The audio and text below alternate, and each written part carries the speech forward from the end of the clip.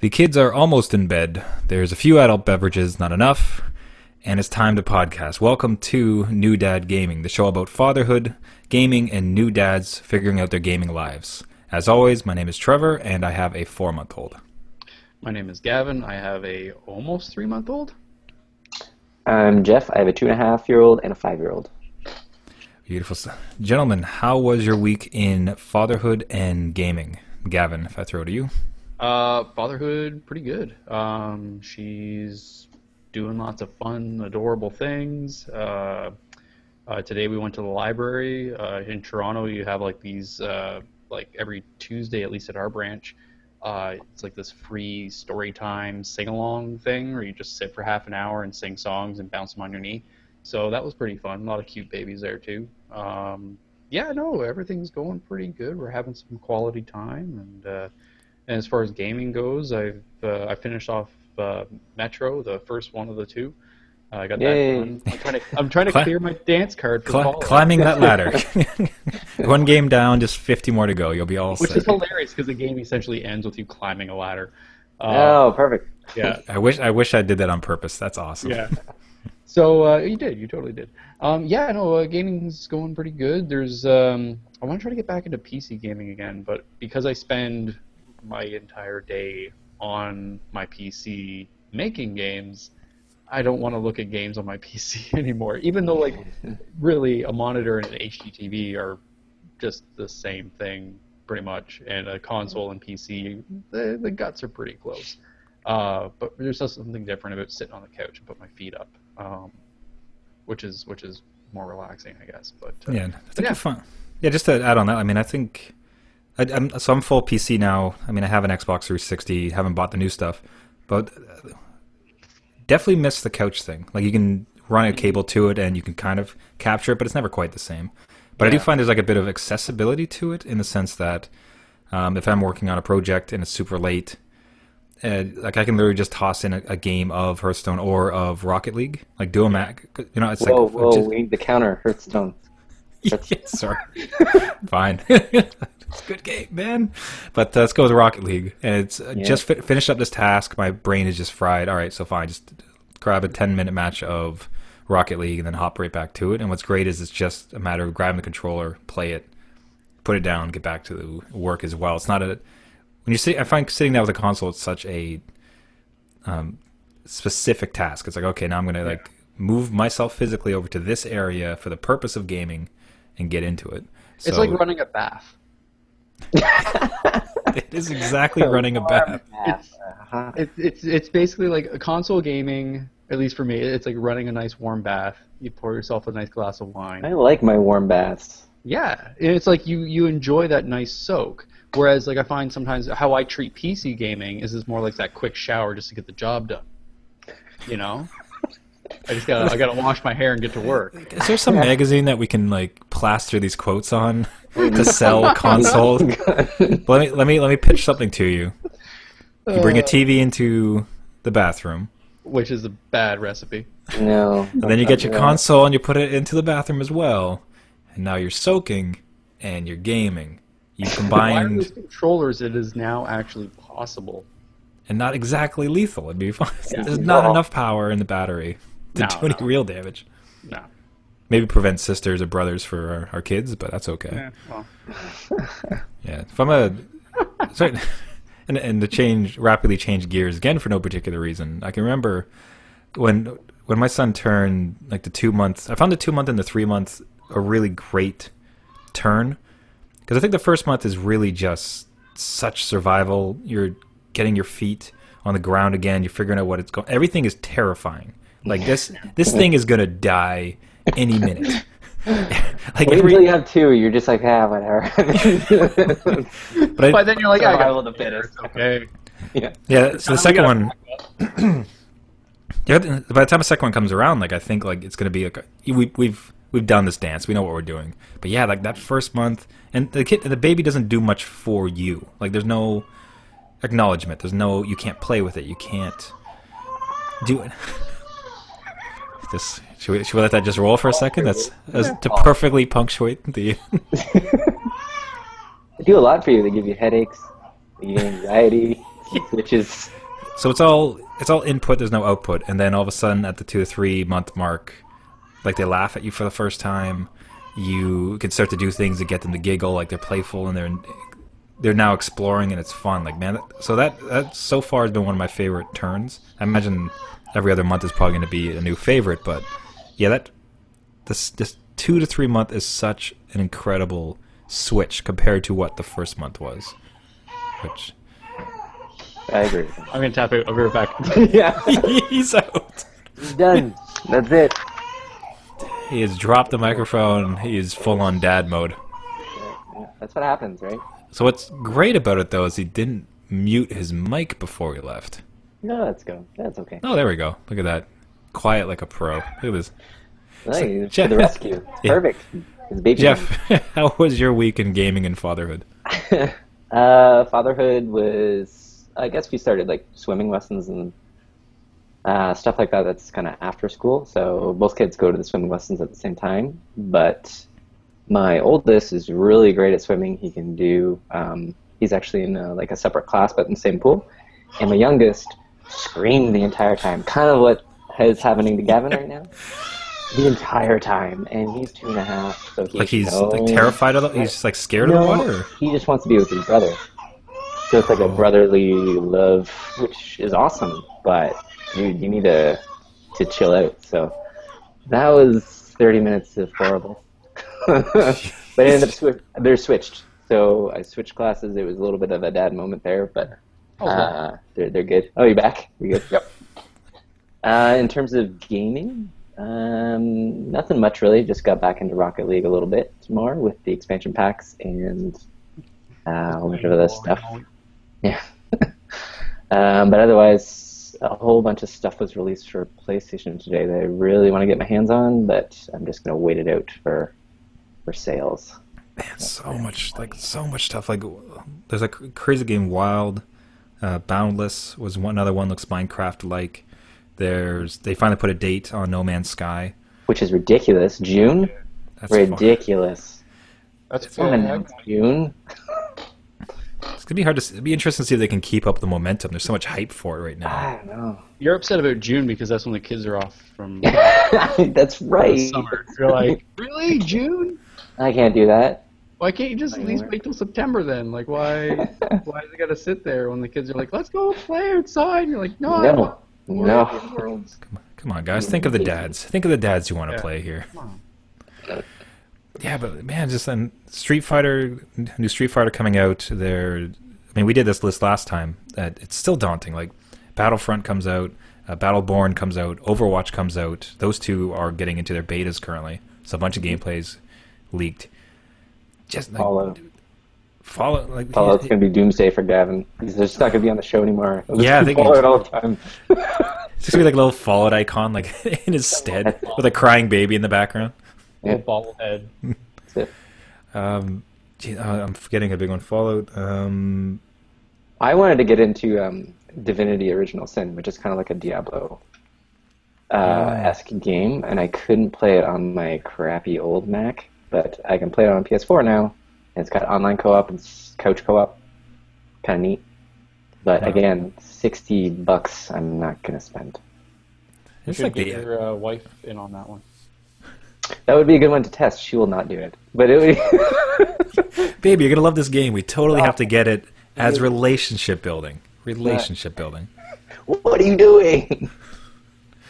Yeah, just like, man, that's the hours too, man. Like, that one looks massive. Like, it is a big one, so I don't know if I'll. And Gavin, like, I'm surprised. Like, I imagine you're torn between, not necessarily torn, but I mean, there's Fallout 4, then Just Cause 3. Like, Just Cause was your jam. Oh, was right. Right. Yeah, they're both coming in my way. I'm gonna cave on both of them, but but that's the thing is like that they're the two that I've picked. Like, those are my I'm not really worried about. I'm not gonna. Battlefront looks phenomenal, but I don't have time for multiplayer right now because multiplayer requires a play session that is on. Like, your teammates want you there. Your teammates can't have you like, I gotta heat a bottle, guys. I'll be right back. Like, there's a like Vader's coming over a snowy dune at us, and you left us, and now we're dead. We're like Thanks, falling, baby. Left us in the Jeez. trenches. or like the others. Like, I'll just pause it and feed to my daughter, and then when she's back to having a nice nap and she's snoozing and doesn't require any of my attention, then it's like, okay, resume. So I like that style of play, and I think it's just more conducive for this age. Maybe later on when, like right now with Jeff, like you got bedtimes and stuff that are, and babies that now can communicate with you and you can talk to them. You have bedtimes and stuff. This That's amazing. Such a sad statement. Like, you guys have bedtime. Oh, it's amazing. I love it. Do they go to bed and they sleep? Oh my god. Like we're quite fortunate, but like it's also just a matter of it's like, okay, sweet, I'm taking advantage of this and I'm going to catch some sleep as well. So and I think right now too is like my work is very busy because I got a couple projects that are coming close to their ends, and that's of course the final push kind of thing. So because of that, what time I have is pretty evenly divided between like fatherhood and work, and then I might grab like a half hour to an hour here and there to sit and play. So to also the financial investment for Battlefront, like it's not exactly a cheap game, and to get all of the maps that you're going to want to keep, because like playing I know with Battlefield, if you didn't get the map packs, your servers would start to dwindle when a map pack was released because everybody go play the new maps, and the matchmaking would not have many people to pair you with because everybody's over in the new playground that you didn't buy access to. So to stay on top of that and DLC, it's like, yeah, that's great, but that's a lot to invest, which would just go unenjoyed. So if I don't have time to enjoy it, why invest in it when I have 2 other games that are gonna tickle me pink? So why not? Yeah, just like besides the cash, it's almost like a bit of a dice roll as far as how much time you're going to get, because who knows, like as we're going through different phases of parenthood, because maybe, I don't know, like 2 months from now my kid starts going down a lot, and then he goes through a phase where he's not, so all of a sudden, like we all have a mutual friend who may still join up on some podcasts as to drop in from time to time, and was having some sleep sessions with the kid, or like just sleep training, and just couldn't do it, just was not able to do it. So if you're dropping like 60 to 80 for a game, can't wait to play this, oh wait baby, never mind. It's like that's a great looking, well, you don't even probably have a box, it's probably did download. Here's a great looking box I bought. So I think like it's kind of funny with the advent of all these gaming. Gavin, I mean, you mentioned going back to PC gaming, like one of the penultimate benefits of it, I think, is the ridiculous sales on it, where it's just like, and there's such a crazy backlog. I saw today Dragon Age Inquisition was down 50% from the original price, and that's only going to keep going. Like by Christmas, I wouldn't be surprised if that's like 75% off. So yeah, it's almost being a parent, and given like our timing that we have for games, it almost feels like that crazy sales arc that seems to follow all the new releases like really caters to us, and then ideally you pick like just maybe 1 or 2 within a year that like it's like, all right, this is my guy, I put my money on this horse, this is going to be my game. Even before the baby, like I would pick games where I'm like, yeah, you're a day one, and I'm going to get this one day one because I know I'm going to play it, I know I'm going to love it, and it's going to scratch that itch. It's usually like a Skyrim, or even like Grand Theft Auto 5. That was a day one purchase. Like games like that where it's like, I'm gonna love it, I'm gonna play it, I'm gonna enjoy it, so I'm just gonna go buy it.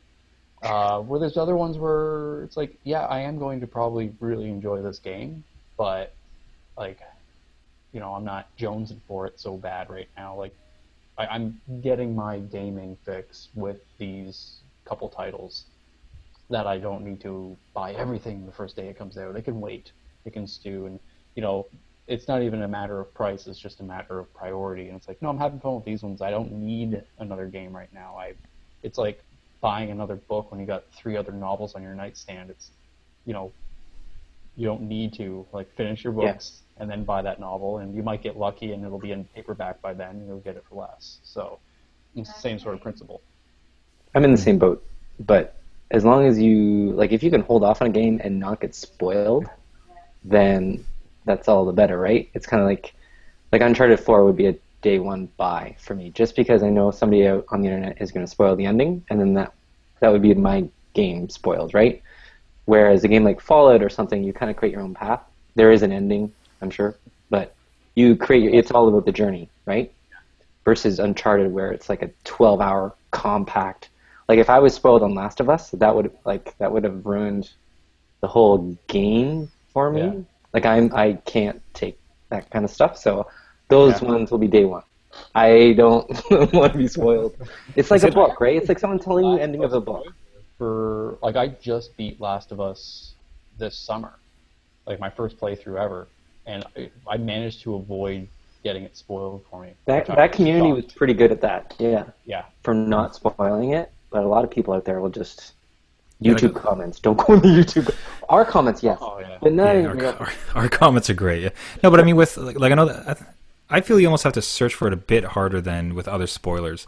Like with TV show, if you don't want to be spoiled on it, like people want to get on and talk about what's happened, and then now you're kind of ruined. With a game, I mean, it's so not nuanced, but involved. Like the entire path of how you're going to possibly get there. Like I'll say, for instance, like you're mentioning some sort of twist. I still don't know what that is for Last of Us.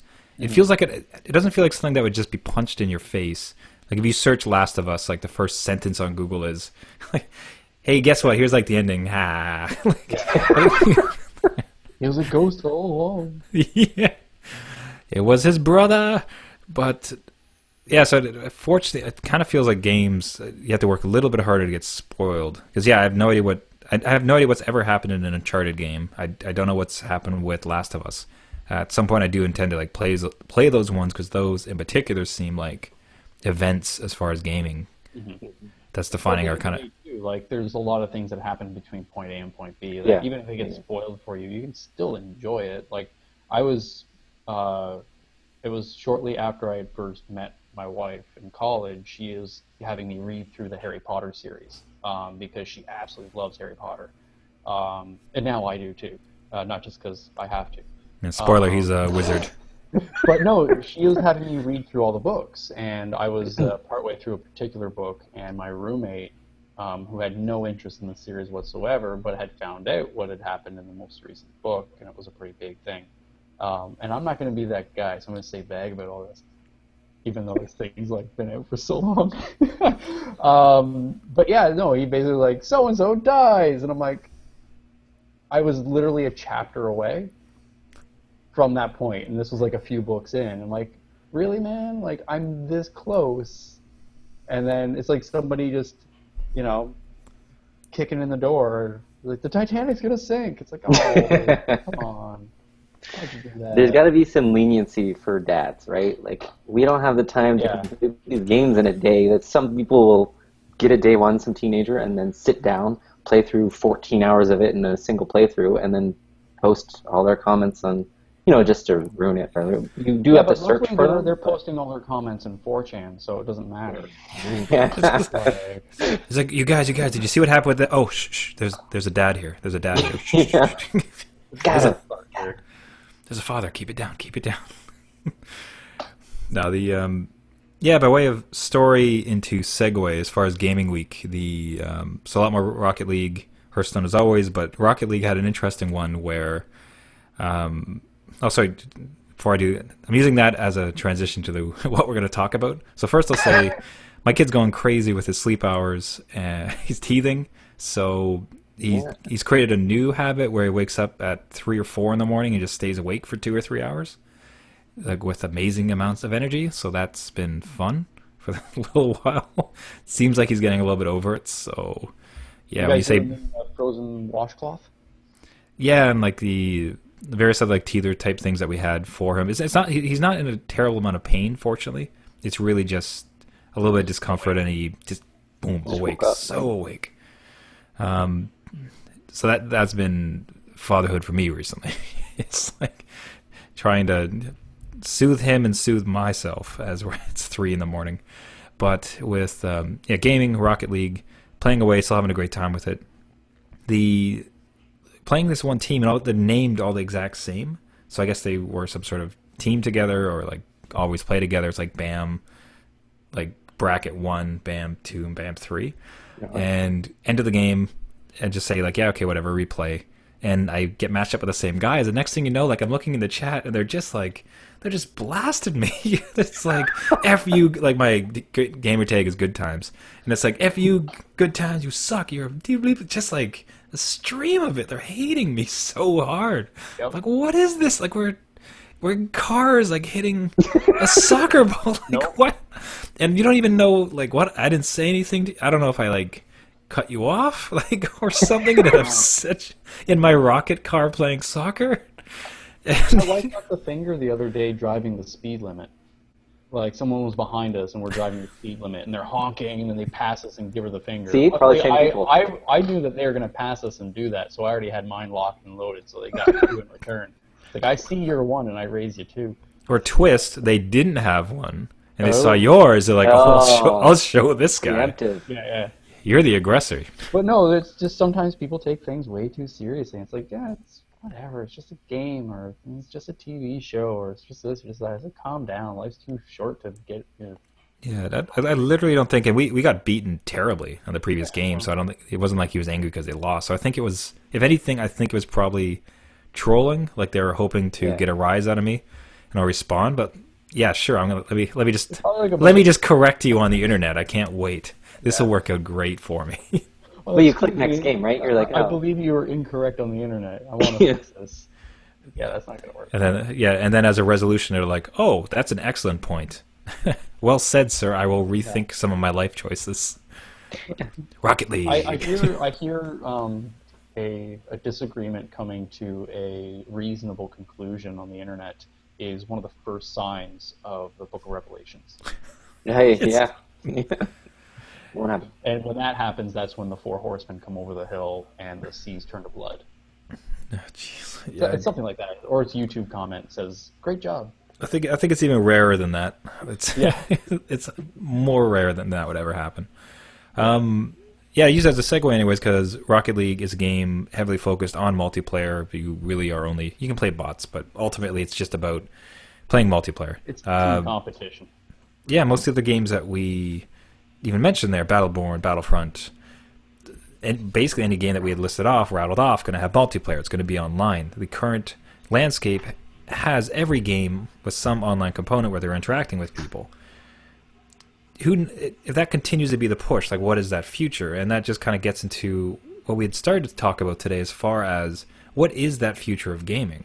So even already with games and the ability to chat and with such a huge push for multiplayer, is every game our kid going to play have that online component? Is it going to be multiplayer? Is it going to be a bunch of bullying online through it that we're going to have to be aware of? Like what technology are they even going to use to play these games in the future? So, I mean, as much as we're looking now into our 6-month window for games that are coming out, with the current landscape of where we are, what will our kids be playing? Like VR bullying. Yeah, oh my God. Swirly. Great. In VR. DLC to protect yourself. Yeah, actually, they kind of already do that though. Like when you die in a first-person shooter and people teabag you, that's what that is. But what will be the more advanced form of teabagging? It'll be all on your face. Oculus. That's what it's gonna be. Is you're gonna have to endure that stuff with the Oculus on your face. Oh. And the Oculus compresses in time with. It releases like a misty fog. Tears? Just tears. Just your own tears. Yeah, but also, is it so I mean, Battleborn, just in one example, it's MOBA style, so it's like team versus team online. You and 4 or 5, whatever, go against another guy 4 and 5. There's a huge push for that. There's that, League of Legends, Smite, a ton of these type of games, and those proliferate more. We grew up on solo experiences. Are we going to see this push, this constant proliferation of multiplayer experiences, given it's I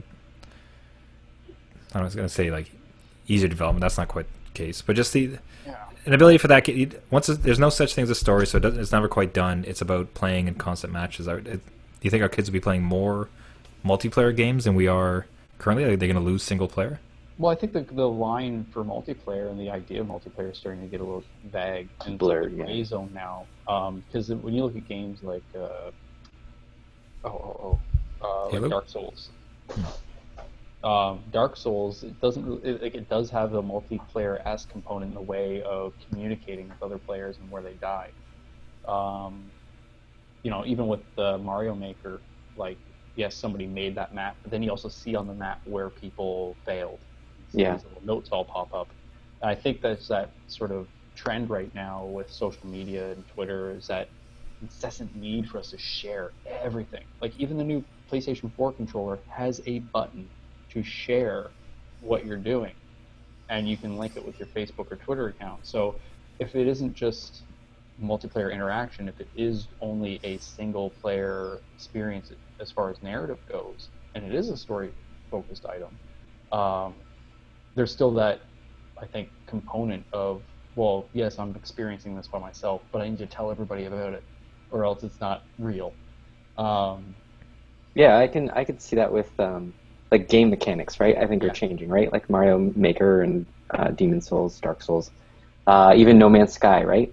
Yeah, So exactly. you're Yeah, in this that's a really good huge example. connected universe, not likely to see anybody, but you are still connected, right? So it could happen. That's a little bit of a different, but it's Yeah. built within the game. So I think, again, the lines are being blurred, but in maybe a good way. It's just I think it will take some information and some teaching to your kids just Yeah.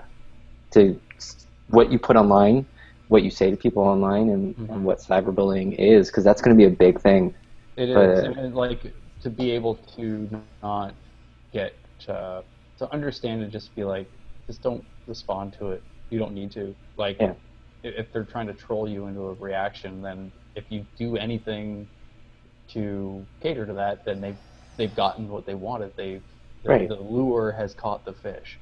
Um, Even becoming the bully too, right? Like if that you, too, it yeah. It's creates a like, sense of community, so you get online with your friends, and you can actually become the bullies to someone that's not, in that game or in your, friends list. They're playing from another part of the world, mhm. and may, not be part of you. So Yeah. it'll be different. Like I've sought out when playing multiplayer, like I've sought out individuals because it's like, okay, I'm tired of that person farting around. I'm going after them.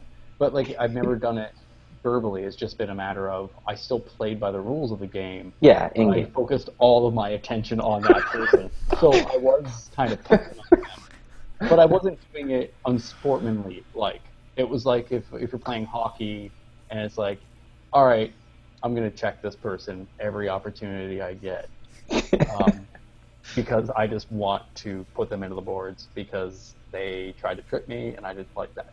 I think we made a new So parenting technique, right? You get online, your kid's online, you get on somewhere else, and you come in and keep checking them or killing them, just like, no, you're not like playing this right helicopter now. parenting from a real helicopter in Call of Duty. You're just in a Black Hawk That's watching it. your kid. Just pounding them. See, I just love the scenario where it's just like your kid, like you're online playing a game, a guy's bullying you, teabagging you, like calling you out in the comments, and you're like, "Who is this guy? Like he keeps teabagging me." And then you hear from the other room, your kid like, "Ha, I keep teabagging this guy. This is hilarious." You're like, "What, son? How dare you? Yeah. You're the problem." Yeah, it's curious because we're not like we're participating in it now, but I don't. It's good. In some ways, I think we're almost ill-equipped to assist or direct. I mean, we're gonna learn and do our best, but like at the moment, as far as like great techniques in dealing with online bullying, especially from a social media aspect, when you like It's like if you're some guy, bullying, though, it's just don't engage. You just don't engage. It's like dealing with any sociopath. Don't engage. And like sometimes bullies are coming from a place where they have a lot of rough stuff going on in their life. Yeah. So like you're actually helping them by not engaging because you're helping them not participate in that activity. It's I think that's the one of the best tools to do, and it's a very hard practice to execute because bullying can really get under your skin, and people can really rub you the wrong way and get you fired up and hot under the collar, and you just want to, you're like, no, don't call me that. That's not what you want to fight back. Yeah.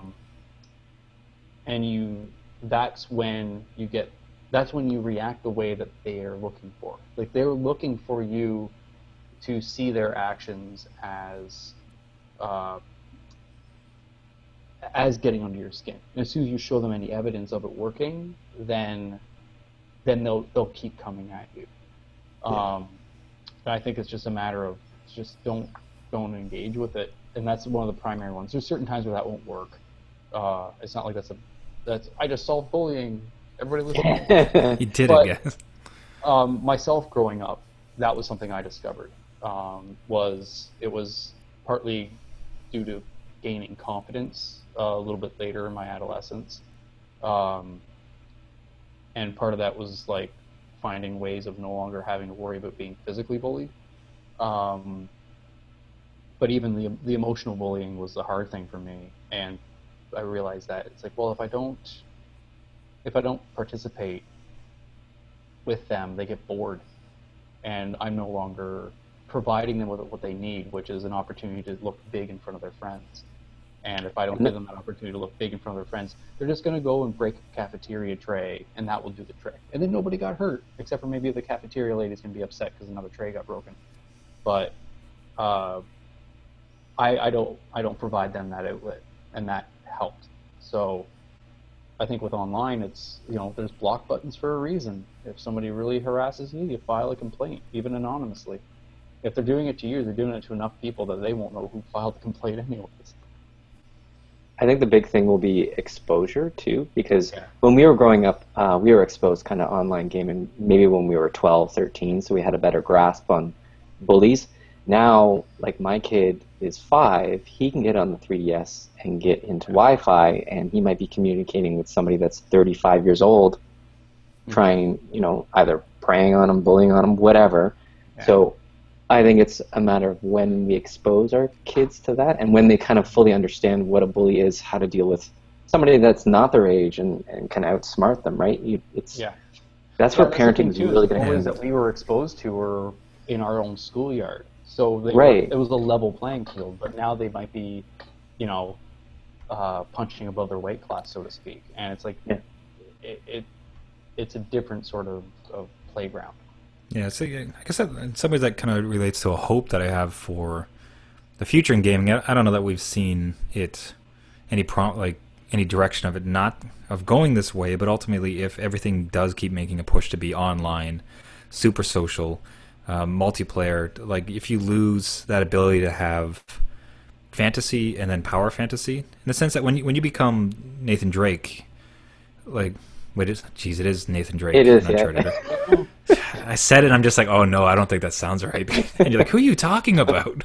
All right. Someone's gonna correct. But when you become Nathan Drake, like, you're ziplining around, you're fighting, you're a swashbuckler. Like, you get to become that character. Like, that's the escapism. That's the power. When you're just one of 5 Master Chiefs fighting 5 Master Chiefs, and you suck at that game, like, there's a competitiveness to it, and there's a decent chance you're not going to be the best of it. So you've lost that whole what ultimately was one of the best avenues for it. And I guess, like, I'm hoping in the future, as they keep going for the kids, that so much multiplayer push doesn't result in a complete lack of single player, which enables some of the great moments of gaming as far as escapism and enjoyment. You can't have that personal experience in a pack mentality. And you made a very good point with Halo and how, like, it's looks like a beautifully put together game, but that choice to do like 2 separate narrative arcs with 4-player co-op in each, it removes that opportunity of having it be just. Which one is that? You talk about the new one? Yeah, have it just be the story of Master Chief, because even Master Chief, his story, there's others along for the ride with him. Where before it was always him and, like, the NPC of Cortana, who was just kind of a parrot on his shoulder. But there wasn't other people by his side, shooting and fighting by his side. And I think that was one thing about the game that kind of made me scratch my head. And I think having 4-player co-op is a fantastic idea. Other Halo games, it was just you would have 4 duplicates of Master Chief, and nobody would really question it because it didn't matter when you're playing co-op. I think it was a challenge for the writers to try to figure out a narrative that incorporated 4 players, but I think maybe they might have had an opportunity that they missed out on in having, if you want to play single player, just play the Master Chief campaign. If you want to play 4-player co-op with like a single player narrative, you can play as the Sergeant Locke, or I can't remember the new protagonist's name, but there's a new Spartan, Spartan Locke, I think his name is. But him and 4 or 3 others are basically tasked with hunting down Master Chief. So instead of hunting down Master Chief and his friends, to maybe just hunt down Master Chief. Mm-hmm. I haven't played the game yet. I don't know a whole bunch about it, so I could be entirely wrong. That could be exactly how the game's constructed, for all I know. just blowing smoke. But there's certainly, like, Left 4 Dead was another game where atmosphere was awesome, everything was great, and even the story, there was a bit of a narrative there, but at the end of the day, it was just the 4 of you shooting at zombies. And co-op can sometimes get in the way. I think one of the few games that did co-op multiplayers with a full narrative arc successfully was the Gears of War series. Because you were fighting with a platoon, and those characters were with you regardless of whether you're playing by yourself or with others. So that kind of, when Dom was by your side, it was either Dom controlled by the AI or Dom controlled by your buddy online, but it didn't affect the narrative. The narrative was still about you getting through. And I think it's a very hard balance to strike, to let everybody play together through the story, but not have it affect your individual story arc of, I want to feel the power fantasy of being this hero character. I don't think the new Lara Croft series would have worked successfully as a co-op game, because it's about Lara Croft dealing with becoming Lara Croft. I think sometimes it fits, sometimes it doesn't. It's the same as why Cormac McCarthy didn't really write any musicals. It's not his thing. It's a little bit too cheery. And I think with the co-op stuff too is that basically people are jerks. So if you get let's break it down for a second, guys. People are jerks, okay? They are. Like, I remember in Counterstrike, right? I can just imagine you telling this to your kids too. All right, sons, time for don't go online. Lesson the first. Human beings are horrible. You're jerks. I remember Counterstrike way back when, in my day, and you'd be terrorists versus counter-terrorists, and every single time you pick your weapon, you're ready to go, the countdown's going 5, 4, 3, 2, 1, go. You're supposed to strategically get into place and get the other side. There's always one jerk just loading off his gun into the other guy's head, and there's no team damage, but he's just loading it and he's just firing it off just to be a jerk, or blocking another person, or jumping up with his knife and trying to hit him in the head. So it's just, if you have a great team and it's a 4-player co-op story mode, you can have one of the best experiences of your life, but you're really connecting to anybody that's out there, and it's not, to me, it's not a good mechanic that way. If it's like LARPing with somebody who's not into it. Right, yeah. And it's like if you're playing make-believe and you all want to play make-believe, but then there's some yahoo just jumping around like a jackrabbit, you're like, well, what? You're totally taking us out of this sci-fi fantasy experience by acting like a buffoon. Because the character that you are embodying in this narrative would not do that. It just seems to be getting younger too, as far as like Zelda Triforce, the new one that just came out, like as a multiplayer experience. So like a Zelda game, same dungeon crawling stuff, has like the Super Nintendo kind of aesthetic to it, but there's supposed to be 3 of you. Like, you're supposed to join up with friends and like buddies and such. And it's like, man, that's a really young targeted game. Yeah.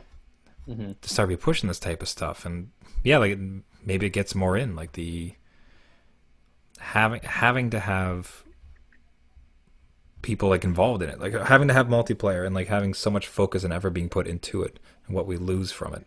Well, they have, like with Zelda, they've done some multiplayer in the past, but it was like you physically would wire your Game Boys together.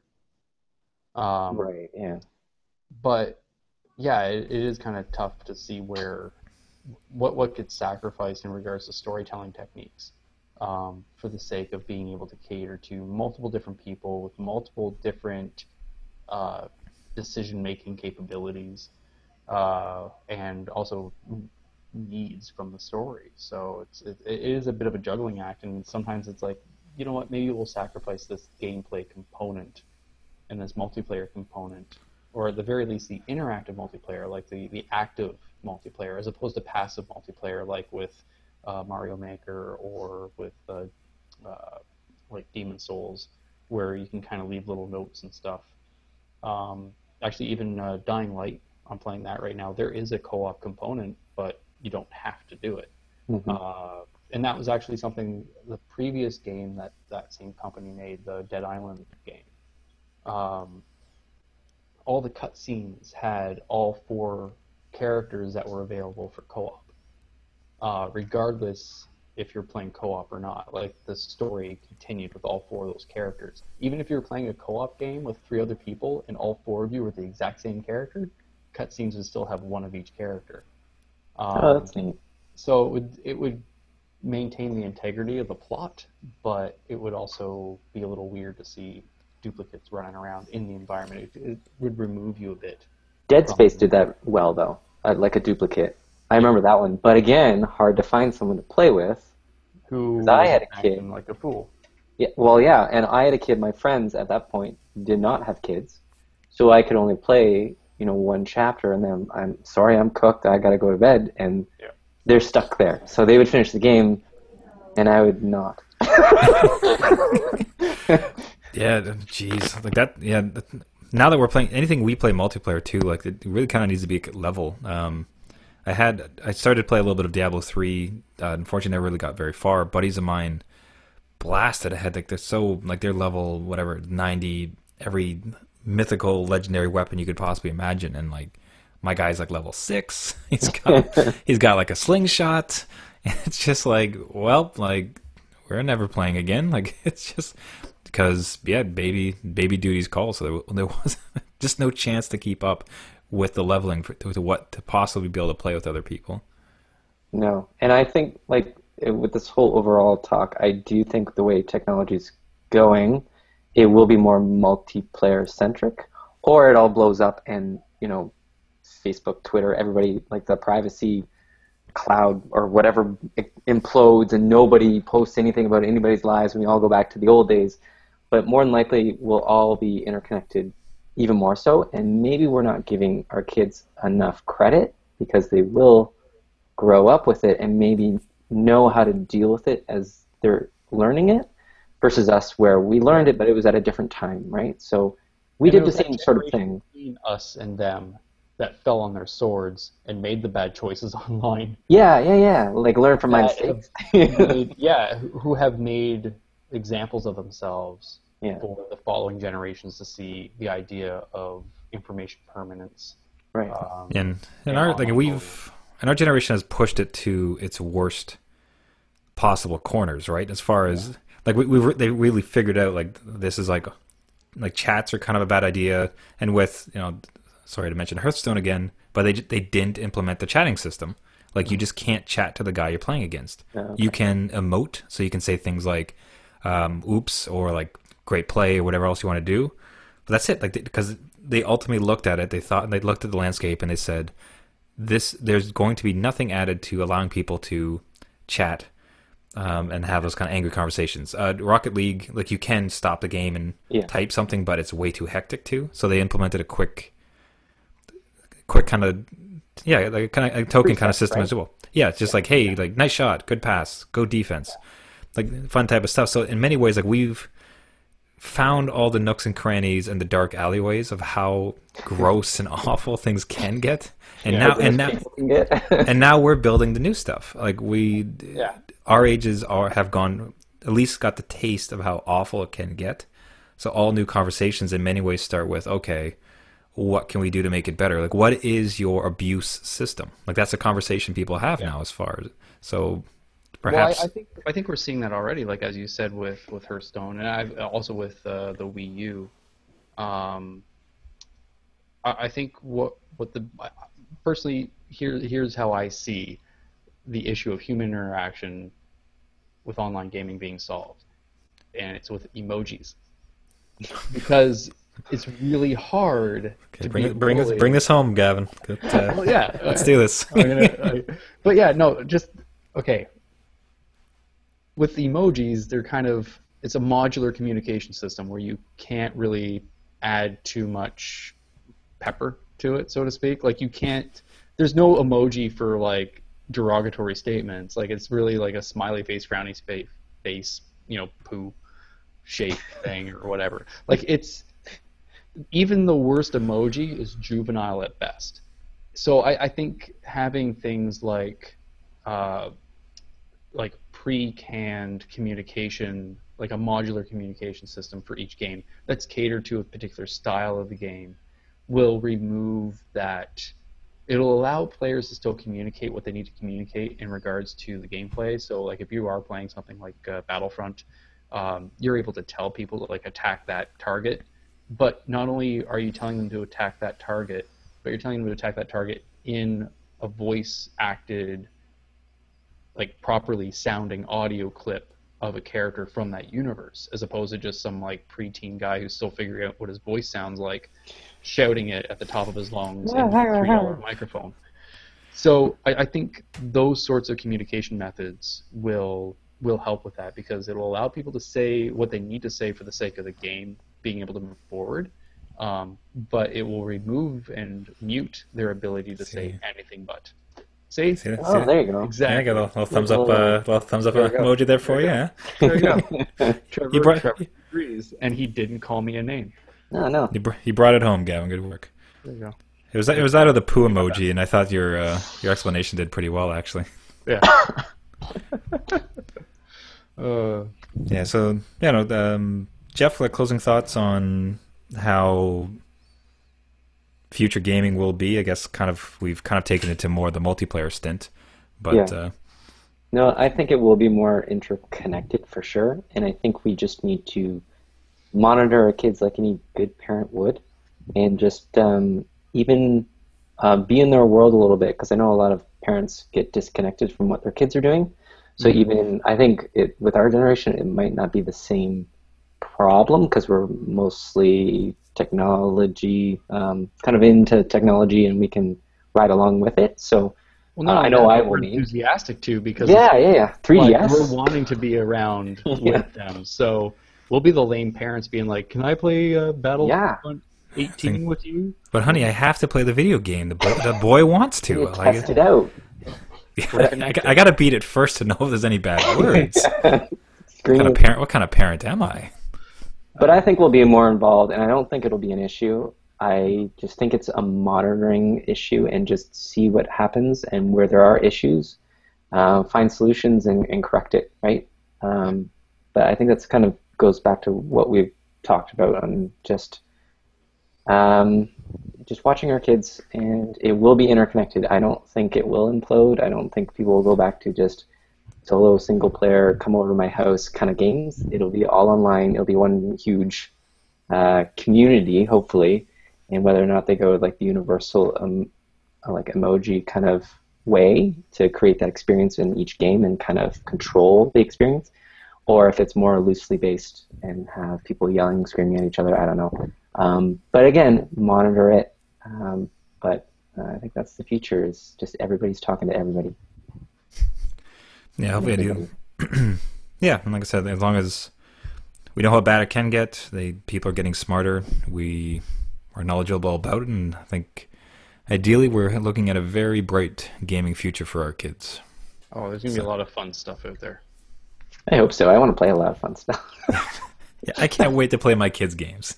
I seriously can't. I turn on the 3D though. I turn on the 3D and play some Mario Kart. That's awesome. So everyone, that will do it for this week. As always, we'd love to hear from you. If you have questions or show suggestions, you can reach us at our website at newdadgaming.com. We do this show weekly, and you can also please like and subscribe on us on YouTube or where any fine podcasts are found. So we'll see you next week, and as always, I am Trevor, and I have a 4-month-old. I'm Gavin. I have an almost 3-month-old. I'm Jeff. I have a 2.5 and a 5-year-old. Great. Have a great week, guys. See you. Bye.